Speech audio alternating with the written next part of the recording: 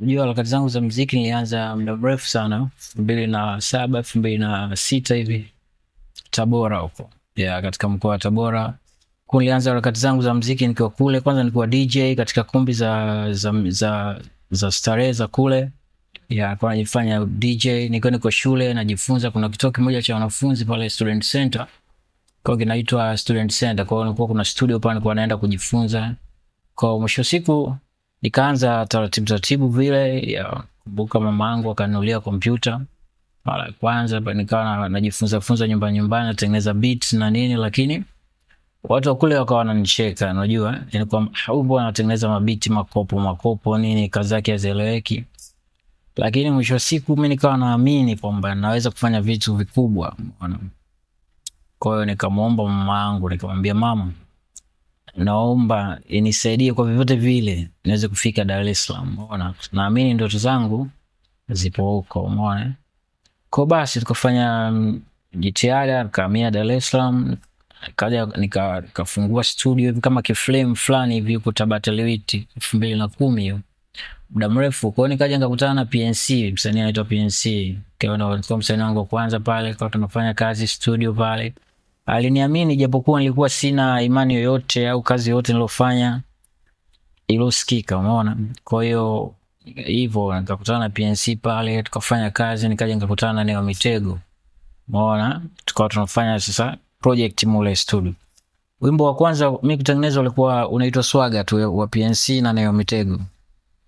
Ule wimbo aliimba na Neo Mitego, lakini ule wimbo plan ilikuwa ni kumshirikisha marehemu Godzilla, umeona. Tukaweza kumkosa kwa kipindi hicho kutokana na ubiza aliokuwa nao, kwa hiyo ikabidi aimbe Neo Mitego. Wimbo wa Swaga ukatoka. Kwa hiyo wakati tunashoot ule wimbo, location sasa tukakutana na dada anaitwa Daina Nyange.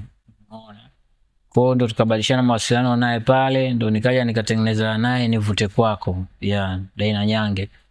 Kwa hiyo tumetengeneza Nivute Kwako, ndo safari yangu sasa rasmi ikaanzia pale. Watu wakaanza kunielewa, hata kule Tabora wakawa wananipigia simu, "Oh, ni wewe hivi? Mbona muda mfupi?" Kwa hiyo hivyo. Kwa hiyo ndoto zangu zikaanza, hata mama yangu pia naye akawa proud kwamba kila kitu nilichokuwa natamani kukifanya au kufikia na karibia.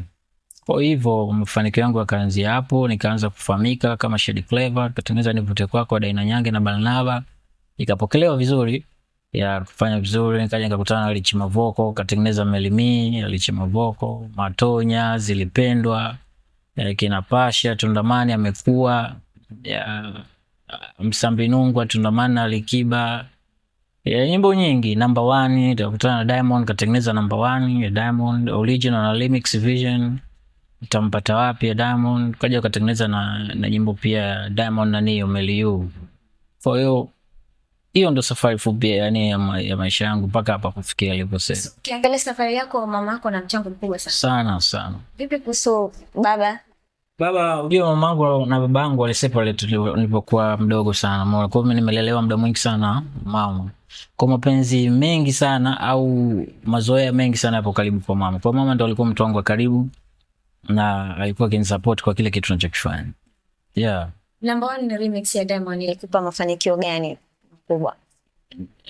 Ni wimbo original na remix zote zilitupa mafanikio kwa sababu Diamond mimi nilikutana naye tayari yeye kashakuwa msanii na mimi tayari nishakuwa producer. Wote tulishakuwa tuna kazi ishatoka, lakini tukakutana tukafanya number 1 ngoma, yani ikafanya vizuri international kama mnavyoona, ilipokelewa vizuri. Mafanikio ni mengi ya kukutana, kuongeza idadi za watu, marafiki, kuongeza trust katika kazi, unaona. Watu ambao walikuwa kuamini hata wa nje ya mipaka yetu Tanzania kuamini vitu kama hivyo. Kwa hiyo bado unaendelea au uliishia kwenye kazi? Urafiki unaendelea. Urafiki unaendelea japo haiwezi kuwa kama mwanzo kwa sababu unajua maisha yanabadilika. Vitu ni vipya, challenge ni nyingi, kila mtu ana mambo yake, kwa hiyo haiwezi kuwa vile kama zamani. Ila mawasiliano yapo fresh. Okay.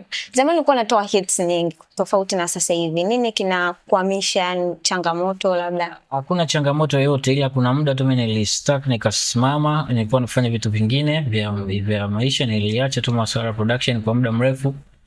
Kwanza nilikuwa namuguza bibi yangu, nilikuwa pia nafanya mambo yangu mengine. Bahati mbaya bibi yangu pia akafariki, mzaa mama, kwa hiyo ni bibi ambaye pia alinilea. Hivyo kwa hiyo hivyo nilisimama tu kwa muda sana lakini sasa hivi nimefungua studio mpya iko Tabata kule na production mpya, na kitu ambacho watu wananidai, wananchi au Watanzania wanachonidai mimi ni labda kumtoa msanii mpya, kwa sababu kazi na wasanii wakubwa nishafanya na zishafika mbali, umeona kama hizo za kina Ben Pol, za kina Kasim Gangi na wasanii wengine ambao sikuwataja, ni kazi ni nyingi, siwezi kuzitaja zote. Yeah, kwa hiyo kitu ambacho nadaiwa tu na Watanzania ni kumtoa msanii mpya, kumuinua kwamba huyu ni msanii wa Shady Clever, hata kesho kutwa, hata kama sipo na una plan hapo. Yeah, ndio hizo prime ambazo niko nazo kwa sasa hivi, hicho ndio kitu tunachodaiwa. Lakini hivyo huo ndo nilikuwa tu kimya kwa muda, na pia nilikuwa naendeleza kipaji changu cha kusoma zaidi kuhusiana na soko, kwa sababu muziki ni biashara moja, na kipindi tunachofanya sisi hizi mambo zilikuwa hazipo, umeona, tulikuwa tumepoteza haki zetu nyingi, pesa na vitu vingine kama hivyo. Kwa hiyo hivyo. Unatamani kufanya kazi na mtu gani mkubwa zaidi, labda inaweza kupush forward? Mimi kazi kwa stage nilofikia, sihitaji kufanya kazi na msanii yote, kwa sababu nishafanya kazi na wasanii wote na kazi zishaenda kubwa. Lengo ni kumuinua msanii mdogo au wasanii wadogo ambao wanahitaji kufikia malengo, umeona. Kwa sababu wasanii karibia wote, sio kusema wote, kwa sababu wasanii ni wengi, ila nishafanya kazi nyingi na ni kubwa, zimefika mbali. Kwa hiyo siko tena huko kwenye kutafuta kwamba nifanye kazi na nani ili nionekane au nifanyeje. Hapana, tushavuka huko. Tunataka tuangalie kwamba tunainua vipi vijana wenzetu waweze kufika, au na mimi pia niache kile kitu. Sawa, nimeshatengeneza kitu, producer wa kwanza kupeleka nyimbo international, tuzo kibao, ukiangalia nimeleta tuzo nyingi, ni kitu kikubwa. Kwa hiyo lengo ni kutoa msanii mpya, yani kwamba huyo msanii kwamba yani kama alivyo kwa watu wengine, unaacha kwamba huyu ni msanii wako hivyo. Unajiandaa sasa kufanya hicho kitu? Niko tayari katika mipango na niko katika process. Kwa ni msanii yoyote, huwezi kujua ni yupi. Wasanii nao zaidi ya 6, lakini nitaangalia ni yupi mwenye bahati yake ataweza kutoka. Kwa hiyo kuna wasanii kabisa unao ambao umeshaandaa hapo, ambao naangalia sasa yupi ambaye anaweza kuwa na bahati yake, ila wote kazi zao zitatoka. Ni wasanii wapya kabisa, wajulikane. Yani lengo ni kuwafanya wajulikane. Yeah, kama tutarajie lini labda wote from now. Yeah. Hivyo kikubwa ni support. So sasa hivi masuala ya AI umeona na take over kabisa. Wewe kwa upande wako ushawahi kufikiria kutumia, ushawahi kutumia, au unalionaje hilo swala la kutumia AI? AI ipo katika matumizi mengi sana. Kwanza kwenye production mpaka sasa hivi tunatumia, watu mambo yamebadilika. Umeona sasa hivi kuna music, mapiano, watu wanafanya mapiano. Mapiano ni beat ambayo unaweza kuitengeneza hata dakika 2 yaishi. Beat ishaisha imekamilika. Kwa hiyo ndani ya dakika 10 au 20 mimi naweza nikatengeneza beat za mapiano kama 10 au 20 ndani ya dakika 20. Ni rahisi, kwa muziki umekuwa rahisi tofauti na watu walivyokuwa wanafanya au tulivyokuwa tunafanya zamani, au maproducer wa nyuma walikuwa wanamiza vichwa, ubunifu. Lakini sasa hivi dunia imebadilika, teknolojia imekuwa, AI, masample, loop sample, kwa unachukua tunahitaji muziki gani, kama ni reggae, kama ni afro hivyo. Kwa hiyo AI ipo tu, haikwepeki. Na unaitumia? Of course kwa sasa hivi lazima uitumie. Lazima, kwa sababu kwenye kufanya mastering, kuna plugging unatumia, kuna nini, unamuuliza AI kwamba vocal hii ya msanii huyu nitumie plug gani, anakuelekeza. Huwezi kuumiza kichwa wakati mambo yamerahisishwa, utakuwa una akili. Yeah. Lakini zamani mlikuwa mnafanya na kwa zamani tulikuwa tunafanya kwa sababu kulikuwa hivi vitu havipo, lakini sasa hivi vipo, lazima tuende navyo na wakati, vitu vimebadilika. Umeona? So hivi karibuni kuna beat yoyote ambayo umeshatengeneza kutumia AI? Mimi beat sitengenezi kutumia AI.